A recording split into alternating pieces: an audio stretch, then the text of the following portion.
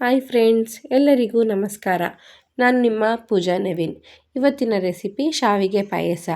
ಮೊದಲು ಒಂದು ಬಾಣಲಿಗೆ 2-3 ಸ್ಪೂನ್ ತುಪ್ಪವನ್ನು ಹಾಕಿಕೊಳ್ಳಿ.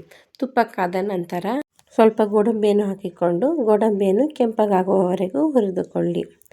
ನಂತರ ಅದಕ್ಕೆ ದ್ರಾಕ್ಷಿಯನ್ನು ಸೇರಿಸಿ. ದ್ರಾಕ್ಷಿ ಮತ್ತು ಗೋಡಂಬಿ ಕೆಂಪಗಾದ ನಂತರ ಒಂದು ತಟ್ಟೆಗೆ ತೆಗೆದುಕೊಳ್ಳಿ. ಕಾದಿರುವ ತುಪ್ಪಕ್ಕೆ ಸ್ವಲ್ಪ ಶಾವಿಗೆಯನ್ನು ಹಾಕಿ ಶಾವಿಗೆ ಕೆಂಪಗಾಗುವವರೆಗೂ ಚೆನ್ನಾಗಿ ಹುರಿದುಕೊಳ್ಳಿ.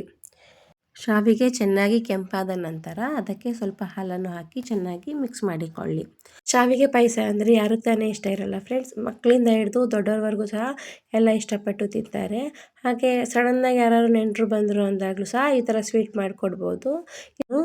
3-5 ನಿಮಿಷ ಚೆನ್ನಾಗಿ ಕುದಿಸಿಕೊಳ್ಳಿ.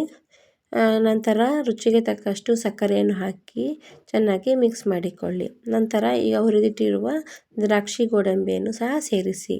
ಬೇಕಿದ್ದಲ್ಲಿ ಇದಕ್ಕೆ ಬಾದಾಮ್ ಪೌಡ್ರನ್ನು ಸಹ ಸೇರಿಸ್ಕೋಬಹುದು. ಯಾರೆಲ್ಲ ನನ್ನ ವಿಡಿಯೋ ನೋಡ್ತಾ ಇದ್ದೀರಾ ಅವರೆಲ್ಲ ಒಂದು ಲೈಕ್ ಕೊಟ್ಟು ಶೇರ್ ಮಾಡಿ ಸಬ್ಸ್ಕ್ರೈಬ್ ಆಗಿ ಫ್ರೆಂಡ್ಸ್. ಈಗ ಶಾವಿಗೆ ಪಾಯಸ ಸಿದ್ಧವಾಗಿದೆ.